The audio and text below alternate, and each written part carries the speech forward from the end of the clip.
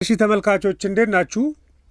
ብሉምበርግ ላይ አንድ ዜና ከወጣ በኋላ ብዙ ሰዎች ሲቀባበሉት ተመልክቻለሁ። እኔ ጋም እንደ ጥያቄ ሆኖ መጥቶ ነበር። እሱ ምንድን ነው? በ2025 በፍጥነት በከፍተኛ ሁኔታ ከተዳከሙ ገንዘቦች መካከል የኢትዮጵያ ብር ሶስተኛ መሆኑን የሚገልጽ ነው። አንደኛው አርጀንቲና ነው፣ ሁለተኛው የቱርክ ነው፣ ሶስተኛው የኢትዮጵያ ነው ይላል እና የተወሰነ ሀሳብ ለመስጠት ያህል ነው። ምክንያቱም እኔ በቀጥታ የምመለከተው ትንሽ ዞር ባለ መልኩም ነው። ምክንያቱም የኢትዮጵያ ኢኮኖሚ ሪፎርም ካደረገ ኦልሞስት ወደ 15 ወራቶች አልፈውታል። ሪፎርም ሲያደርግ ኢኮኖሚ ተገዶ እንዳደረገ ነው የሚሰማኝ። የውጭ ምንዛሬ እጦት ኖሮበት የውጭ ዕዳ ጫና ኖሮበትና የዋጋ ንረት ከፍተኛ ሆኖበት ሪፎርም እንዳደረገ ነው የማስበው። ስለዚህ ፍሎቲንግም ካደረገ በኋላ ከአይኤምኤፍ ጋር ሪፎርም ካደረገም በኋላ እንግዲህ በቂ ክምችትም ኢኮኖሚ ላይ ሳይኖረው ስለሆነ ወደዛ የገባው የውጭ ዕዳም እያለበት ስለሆነ ዋጋ ንረቱም ከፍተኛ ሆኖ እሱ ብቻ ሳይሆን ደግሞ ግጭት ውስጥ ያለ ኢኮኖሚ ነው። ስቲል እንደዛ አይነት ባህሪ ውስጥ ያለ ኢኮኖሚ ነው። ደግሞ ደካማ የሆነ የኢምፖርት ሰብስቲቱት ከውጭ የሚመጡትን የመተካት አቅም ያልነበረው ሁሉንም ነገር ኢምፖርት የሚያደርግ ኢኮኖሚ ነበር የነበረው እና እዚህ ሁኔታ ውስጥ ያለ ሪፎርም ያደረገ ምንዛሬ ስለሆነ ከዚህ በላይ መዳከም ነው ኤክስፔክት ማድረገው እኔ ከነበረበት ሁኔታ አንጻር ማለት ነው። ከሪፎርም በኋላም ተመሳሳይ ነው። ጦርነቱን ያላጠናቀቀ ነው። በጣም ግጭት ያለበት ኢኮኖሚ ነው። ዋጋነትን ለመቀነስ ገንዘብን በጣም ቆልፎ የያዘ ነው። የብድር አቅርቦቶቹ አስቸጋሪ፣ በቃ የሞኔታሪ ፖሊሲ የወሰደ ሞኔታሪ ፖሊሲ ቆልፎ የያዘ ነው።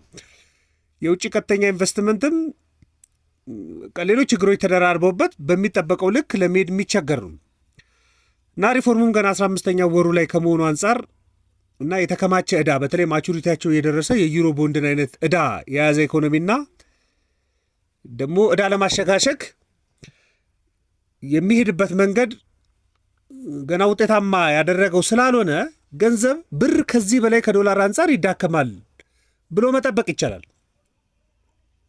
እንደሱ ነው ኤክስፔክት ማድረግ የነበረው ማለት ነው።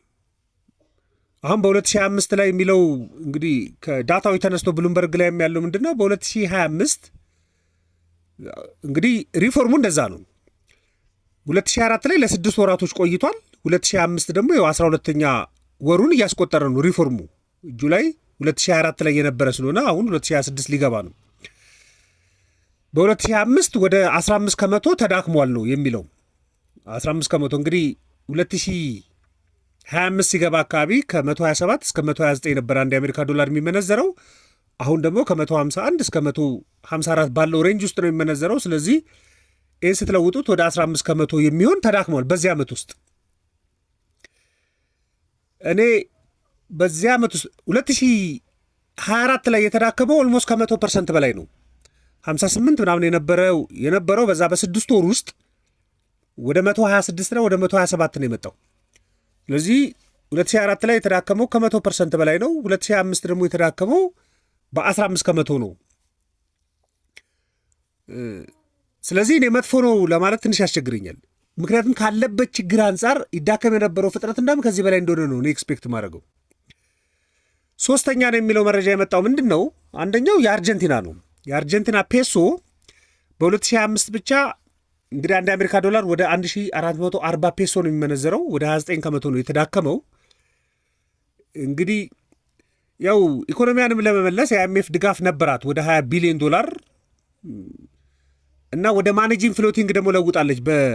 በገበያና በብሔራዊ ባንክ የሚወሰን ወደ ምንዛሬ ገበያ ውስጥ መታ ነበር አርጀንቲና እና በየወሩ በ1 ከመቶ ብቻ እየተዳከመ እንዲቀጥል ነው ሲሞክሩ የነበረው። ነገር ግን እንደሱ የተሳካም አይመስልም። ዋጋ ንረትም 23 ከመቶ ነው፣ ከፍተኛ ነው። ስለዚህ አርጀንቲና ኢኮኖሚስ በዚህ ዓመት ውስጥ ኢምፖርት በጣም የተወደደው ከውጭ ማስገባት ደግሞ ሸማችን መስጋት ጀምሮ ነበር እና ፔሶ የሀገራቸውን ገንዘብ የውጭ ምንዛሬ ገዝቶ ማስቀመጫ መገበያ እንጂ ሴቭ የሚደረግ ገንዘብ ማድረግ አቁመው ነበር። ይሄ በሙሉ በከፍተኛ ሁኔታ እንዲዳከም አድርጓል። ሁለተኛ ላይ ያለው የቱርክ ነው። የቱርክ ኢኮኖሚ ከዚህ ቀደም አቅርቤላችሁ አውቃለሁ። በቃ የሞኔታሪ ፖሊሲው በጣም የላላ ነው። ደግሞ ብሔራዊ ባንኩም የፖለቲካ ጣልቃ ገብነት ያለ ነው። በተደጋጋሚ ብሔራዊ ባንክን ገዢ ይለዋውጣሉ። እሱ ተጽዕኖ ፈጥሮበት እስከ 18 ከመቶ በላይ ነው የተዳከመው የቱርክ ሊራ የሚባለው ማለት ነው። እና አንድ የአሜሪካ ዶላር በ42 ሊራ ነው የሚመነዘረው እዛ። ዋጋ ንረትም ከ30 ከመቶ በላይ ነው። ሶስተኛ ላይ የተቀመጠው የኢትዮጵያ ኢኮኖሚ ነው። ብር በ15 ከመቶ ነው ይላል። እና ቅድም በጠቀስኳቸው በጣም የተደራረቡ ችግሮች ከነበሩበት አንጻር እየተዳከመ የመጣበት እንደውም እኔ በጣም የተጋነነ እንዳልሆነ ነው እኔ የሚሰማኝ። ግን አንዳንድ ቦታ ደግሞ ደካማ ምንዛሬ ሆነ የሚል ዜናም ተመልክቻለሁ። ደካማ ምንዛሬ ማለት አይደለም። በዚህ ዓመት ውስጥ ብዙ ተዳክሟል ማለት ደካማ ምንዛሬ ማለት አይደለም። ለምሳሌ በዓለም ላይ ደካማ የሚባለው ምንዛሬ እነ ሊባኖስ ነው። የእነ ሊባኖስ ፓውንድ አንድ አሜሪካ ዶላር በ89 ሺህ ነው የሚመነዘረው። ኢራን ብትሄዱ በ42 ሺህ የኢራን ሪያል ነው የሚመነዘረው። ቪየትናም ብትሄዱ በ25 ሺህ ዶንግ ነው የሚመነዘረው አንድ አሜሪካ ዶላር። እዚሁ ሊዮን ብትሄዱ ሊዮን ነው የሚባለው እዛ ገንዘብ በ22 ሺህ ነው የሚመነዘረው። ስለዚህ ምንዛሬው ደካማ ማለት ሳይሆን ግን በጣም በፍጥነት ተዳክመዋል ነው ጉዳዩ። በፍጥነት ነው ከዶላር አንጻር አቅሙን እያጣ የመጣው የሚል ትርጉም ነው። አንዳንድ ቦታ ላይ ደካማ ምንዛሬ በዓለም ላይ ደካማ ሶስተኛው ምንዛሬ የሚል ነገር ተመልክቼ ስለነበረ ማለት። ስለዚህ ሪፎርሙ ሲጀምር በነበረበት ፍጥነት እየሄደ ነው ማለት አይቻልም። አሁን የብሔራዊ ባንክ ጨረታ የምትመለከቱ ከሆነ በወር እስከ 2 ብር ድረስ ነው መዳከም የምትመለከቱበት። በወር ውስጥ 2 እስከ 3 ባለው ሬንጅ ውስጥ ነው መዳከም የምትመለከቱበት። ስለዚህ 2016 ወደ 2004 ላይ ከነበረው ፍጥነት አንጻር 2025 ላይ በጣም ፈጣን ነው ብሎ ለመናገር ትንሽ ያስቸግራል። ግን ምክንያት ተደርጎ የተጠቀሰው ምንድን ነው? አንደኛው እንደው በቀጥታ መዳከሙ ነው። ሁለተኛው ግን ያለው ምክንያት በደንብ መነጋገር የሚያስፈልገው ደግሞ ምክንያቱ ላይ ነው። ለምንድን ነው የሚለው ላይ ብሉምበርግ ላይም ያለው ሪፖርት ስመለከት አንደኛው የዕዳ ሽግሽግ ነው በተደጋጋሚ ሲጠቀስ የነበረው። በተለይ ከግሩፕ 20 ሀገራቶች ጋር ቻይናንም ፈረንሳይንም ጨምሮ ያሉ ጋር ድርድር ለማድረግ የኢትዮጵያ ኢኮኖሚ ሲሞክር ነበር። ድርድር ካላደረገ ማቹሪቲያቸው ክፍያ ዘመናቸው የደረሱ የውጭ ምንዛሪ ዕዳዎችን ማቃለል ካልቻለ በቀጣይ እንደሚቸገር ከሪፎርም ጀምሮ የሚታወቅ ነው። እና በመርህ ደረጃ ስምምነቶች ነበሩ። አይ ቲንክ ወደ 3.5 ቢሊዮን ዶላር በመርህ ደረጃ ከግሩፕ 20 ሀገራቶች ጋር ተስማምቶ ነበር ዕዳ ሽግሽግ እንዲሆን ወደፊት እንዲሄድለት። ነገር ግን እሱ ተግባራዊ አልሆነም። እሱም አንድ ስጋት እንደሆነ ነው የተጠቀሰው። ደግሞ ዋናው 2023 ጀምሮ የኢትዮጵያ ኢኮኖሚ እየተፈተነ ያለው ምንድን ነው? ይሄ የዩሮ ቦንድን ዕዳ የመክፈል ጉዳይ ከ1 እስከ 1.2 ቢሊዮን ዶላር ዕዳ አለ። የዩሮ ቦንድ ማቹሪቲው አልቋል። 2014 ላይ ተወስዶ የነበረ ዕዳ ነው። እሱ አልተከፈለም። እሱ ስምምነት ላይም አልተደረሰም። ከአበዳሪዎች ጋር የግል አበዳሪዎች ናቸው ያሉት፣ ከእነሱ ጋር ስምምነት አልተደረሰም። ሁለቱን ጉዳይ አለመግደሉ ብር ላይ ያለው ኮንፊደንስ እየተሸረሸረ መምጣቱን ነው የሚያሳየው። ይሄ ዕዳ ያለመክፈልና ዕዳ መሸጋሸግ ያለመቻል፣ የዕዳ ጫና አለማቃለል እንግዲህ የውጭ ቀጥተኛ ኢንቨስትመንትንም የራሱ ተጽዕኖ ይፈጥራል። የባለ ሀብቶችንም መተማመን ነው የሚያሰጣው። ተጨማሪ ብድር ማግኘትንም አስቸጋሪ ነው የሚያደርገው። እንግዲህ አይኤምኤፍ በሪፎርም ደረጃ በጣም ደስተኛ መሆኑን ይገልጻል። 4ኛ ዙር ግምገማ ሲያደርግም በቀጥሎ ባሉ ሳምንታቶች ወደ 261 ሚሊዮን ዶላር ለኢትዮጵያ ኢኮኖሚ እንደሚለቅ ያቀርባል። ከዛ ውስጥ እንደ ጥሩ የሚጠቅሰውም ሪፖርቱ ላይ የተመለከትኩ ምንድነው ኤክስፖርቱ እያደገ መሆኑ፣ ይሄ የወርቅ ቡና ገቢ በከፍተኛ ሁኔታ ማደጉ እንግዲህ ዋጋ ንረትን አንቋል። ለምሳሌ የአርጀንቲናና የቱርክን ዋጋ ንረት ከተመለከታችሁ ኦልሞስት ወደ 30% ነው የተጠጋ ነው። የአርጀንቲና ወደ 23 ከመቶ ነው፣ የቱርክ ወደ 30 ከመቶ ነው። ኢትዮጵያ ኢኮኖሚ በቁጥር ደረጃ ቢሆን ወደ 10 ከመቶ ዝቅ ማድረጉን አይኤምኤፍም ሲናገር ነበር። ሪፖርቱ ላይም ታያላችሁ። አንደኛ እሱን ማነቁም የራሱ ተጽዕኖ ይፈጥርበታል፣ የብር አቅም ላይ ማለት ነው። ምናልባት ከአይኤምኤፍ ተጨማሪ ብድር ወደፊት የሚያገኝ ከሆነ እያቃለለ ሊመጣ ይችላል። በምክንያትነት የተጠቀሰው ይሄ ነው። በመፍትሄነት የሚጠቀሰው ደግሞ ወደፊትም ይሄ ነው። ሶስተኛ በዋናነት የተጠቀሰው ምንድን ነው? በመደበኛና በጥቁር ገበያው መካከል ያለው ልዩነት። መጀመሪያም ክፍተት ያለበት ኢኮኖሚ ስለሆነ የኢምፖርት ፍላጎቱን ያረካም ስላልሆነ ልዩነቱ እየተለጠጠ ነው። ግን ለማጥበብ እየሞከረው ኢኮኖሚው ለምሳሌ በመደበኛው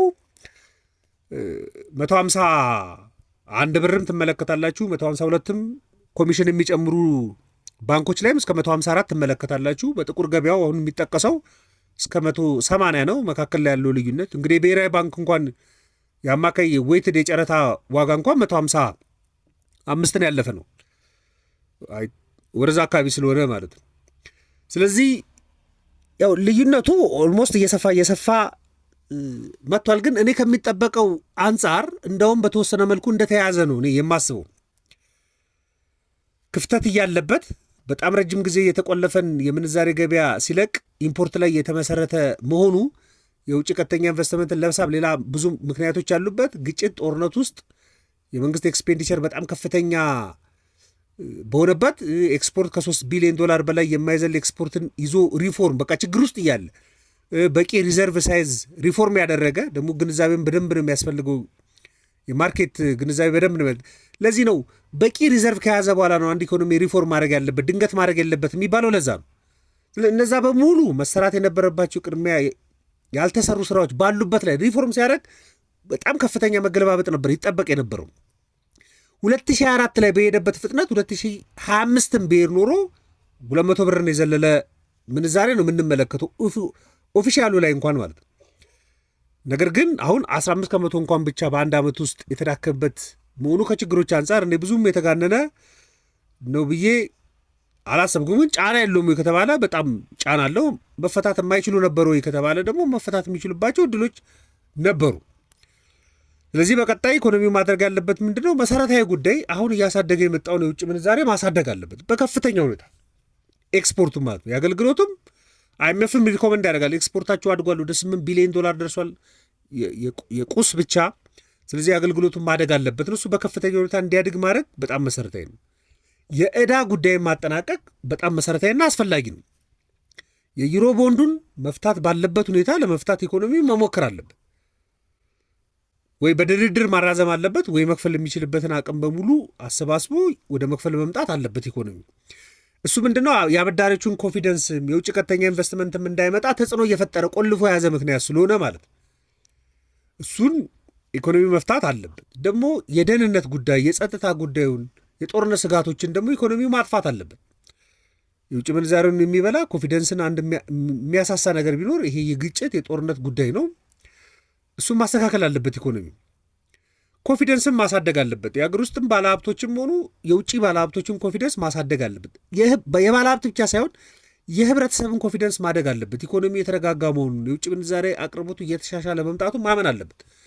አለበለዚያ አሁን እንደ አርጀንቲና ኢኮኖሚ ብርን የውጭ ምንዛሬ ገዝቶ ማከማቻና መሸሸጊያ ነው የሚያደርገው። ብርን አሴት ገዝቶ ለመሸሸግ መመኘት ነው የሚያመጣው። ይሄ ደግሞ የብርን አቅም እያዳከመ ነው የሚመጣው። ምክንያቱም በተገኘው ብር የተገኘውን የውጭ ምንዛሬ ለመግዛት ጉጉት ሊያመጣ ይችላል፣ መተማመን ሲጠፋ ማለት ነው። የብዙ ሀገራቶች ኢኮኖሚ ይሄ ነው ፈተናው፣ አንዱ ፈተና። ስለዚህ ኮንፊደንሶችን ለማሳደግ ስራዎችን መስራት አለበት። የውጭ ቀጥተኛ ኢንቨስትመንትን በየትኛውም ኮስት ለማሳደግ መሞከር እንዳለበት እኔ ይሰማኛል። ምክንያቱም አንድ የውጭ ምንዛሬ ግኝት የሚገኝበት ምንጭ ነው የውጭ ቀጥተኛ ኢንቨስትመንት። ከሪፎርም በኋላ እንደ ጉድ ይመጣል ተብሎ የተጠበቀው የውጭ ቀጥተኛ ኢንቨስትመንት ግን የውጭ ቀጥተኛ ኢንቨስትመንት ሪፎርም ብቻ ስላለ ሊመጣ አይችልም። የሰላም፣ የደህንነት፣ የመሰረተ ልማት አቅርቦት፣ የቢሮክራሲ ጉዳይ በጣም ብዙ መሰራት ያለበት ጉዳይ አለ። እሱም በማሻሻል የኢትዮጵያ ኢኮኖሚ እንዲሻሻል ማድረግ በጣም አስፈላጊ ነው። እንደዛ ካልሆነ 2026ም የሚቀጥል አይነት ዲፕሪሺየሽን ሊኖርበት ይችላል። ስለዚህ እኔ ከነበሩበት ችግሮች አንጻር ኢኮኖሚ 2025 ላይ 15 ከመቶ ብቻ ከሆነ የተዳከመው እንደውም መጥፎ የሚባል አይደለም ብዬ ነው እኔ የማምነው። እሱን ሀሳብ ሪፍሌክት ለማድረግ ነው። ተመልካቾች ማንኛውም ሀሳብ አስተያየት ካላችሁ ዘኢትዮጵያ ኢኮኖሚ ቪው ቴሌግራም፣ ፌስቡክ ላይ ልትልኩልኝ ትችላላችሁ። ልንወያይበት እንችላለን። በረን ቆይታ በሙሉ ከልብ አመሰግናለሁ። መልካም ቀን።